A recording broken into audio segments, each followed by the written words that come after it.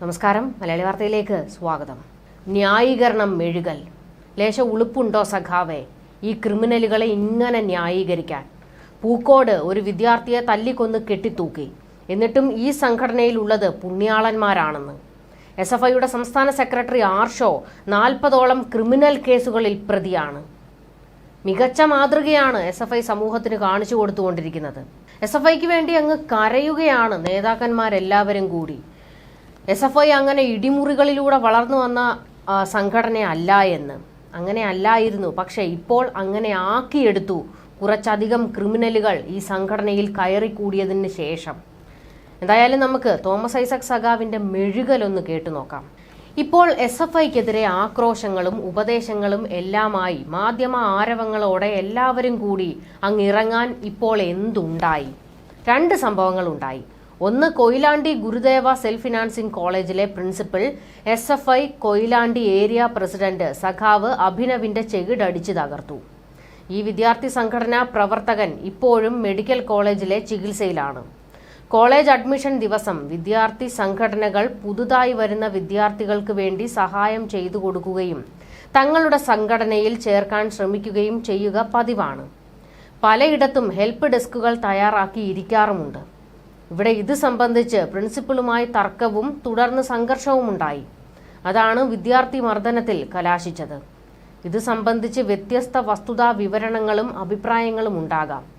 പക്ഷേ SFIക്കെതിരെ ഏകപക്ഷീയമായി ഒരു നരേറ്റീവ് ഉണ്ടാക്കുന്നതിനാണ് ശ്രമം. ഒന്നാമത്തെ സംഭവത്തിൽ ഇതായിരുന്നു തോമസ് ഐസക് പറയുന്നത്. പക്ഷേ തോമസ് ഐസക് ഒത്തില്ല. കാരണം എന്താണെന്ന് ചോദിച്ചു കഴിഞ്ഞാൽ, ഗുരുദേവ കോളേജിൽ നടന്ന SFIയുടെ തിരക്കഥ പൊളിഞ്ഞടങ്ങിപ്പോയിരുന്നു. കാരണം കഴിഞ്ഞ ദിവസം ആർഷോ ഒരു ചാനലിൽ വന്നിരുന്ന് മെഴുകിയപ്പോൾ അറിയാതെ വായിൽ നിന്ന് വന്നുപോയ ഒരു മണ്ടത്തരമാണ് SFIയുടെ തിരക്കഥ പൊളിച്ചടുക്കിയത്. പ്രിൻസിപ്പളാണ് വിദ്യാർത്ഥിയെ തല്ലിയതെന്ന് തോമസ് ഐസക് ഇപ്പോൾ പറഞ്ഞു. ആർഷോയും അത് തന്നെ പറഞ്ഞിരുന്നു. കോളേജിൽ ഇത്തരത്തിലൊരു പ്രശ്നം ഉണ്ടാകുന്നു, പ്രിൻസിപ്പൽ SFI നേതാവിനെ മർദ്ദിക്കുകയും SFI നേതാവിന്റെ ബോധം പോകുകയും നിലത്ത് വീഴുകയും ഞങ്ങൾ എടുത്തുകൊണ്ട് ആശുപത്രിയിൽ പോകുകയും ഒക്കെ ആയിരുന്നുവെന്നാണ് ആർഷോ കഴിഞ്ഞ ദിവസം ഒരു ചാനലിൽ വന്നിരുന്ന് ഗീർവാണം അടിച്ചത്. പക്ഷെ അവിടെയാണ് പിഴച്ചത്. കാരണം ഈ SFI നേതാവിന്റെ CCTV ദൃശ്യങ്ങൾ പുറത്തു വന്നിരുന്നു. ബോധം പോയി നിലത്ത് കിടന്ന SFI നേതാവ് എങ്ങനെയാണ് ആർഷോ പ്രിൻസിപ്പലിന്റെ ചെകിടടിച്ചു പൊട്ടിക്കുന്ന വീഡിയോയിലുള്ളത്? ബോധം പോയ നേതാവ് എങ്ങനെയാണ് പ്രിൻസിപ്പലിനെ തല്ലുന്ന ദൃശ്യങ്ങൾ പുറത്തു വന്നത്? അപ്പോൾ തല്ലിയത് പ്രിൻസിപ്പലിനെയാണ്. പിടിച്ച് തല്ലുകയും ഒക്കെ ചെയ്യുന്ന ദൃശ്യങ്ങൾ പുറത്തു വന്നിരുന്നു. എന്നിട്ടും അത് ഉൾട്ടയാക്കാൻ, കഥയങ്ങ് പ്ലേറ്റ് മാറ്റി അവതരിപ്പിക്കാൻ ആർഷോ ശ്രമിച്ചപ്പോൾ ഓർത്തില്ല CCTV ദൃശ്യങ്ങളൊക്കെ പുറത്തു വന്നിട്ടുണ്ടെന്ന്. അതാണ് അവിടുത്തെ കഥ പൊളിയാനുള്ള കാരണം. തോമസ് ഐസക് നേരം വെളുക്കാത്തത് കൊണ്ട് ഇതുവരെ സംഭവിച്ചത് എന്താണെന്ന് മനസ്സിലായില്ല മൂപ്പർക്ക്. തോമസ് ഐസക് ഫേസ്ബുക്കിലാണ് ഈ കുറിപ്പിട്ടത്. ഫേസ്ബുക്കിൽ ഈ കുറിപ്പിടുന്ന നേരം വരെയും മൂപ്പർക്ക് ആർഷോ ഉണ്ടാക്കിയ തിരക്കഥ പൊളിഞ്ഞ കാര്യം അറിഞ്ഞില്ലെന്ന് തോന്നുന്നു. ഇനി തോമസ് ഐസക്കിന്റെ 2ാമത്തെ ന്യായീകരണം. കാര്യവട്ടം ക്യാമ്പസിലെ സംഘർഷവും സംഘട്ടനവും ഉണ്ടായി. ആരാണ് സൃഷ്ടിച്ചത്? നവാഗതരെ സ്വാഗതം ചെയ്യുന്നതിന് ക്യാമ്പസ് അലങ്കരിച്ചുകൊണ്ടിരുന്ന SFI പ്രവർത്തകരെ പുറത്തുനിന്നും എത്തിയ KSUക്കാർ ആക്രമിച്ചു. ഹോസ്റ്റൽ റീഡിംഗ് റൂം തകർത്തു. എന്നിട്ട് ക്യാമ്പസിലെ ഇടിമുറിയിൽ SFIക്കാർ കൊണ്ടുപോയി മർദ്ദിച്ചെന്ന് കഥ.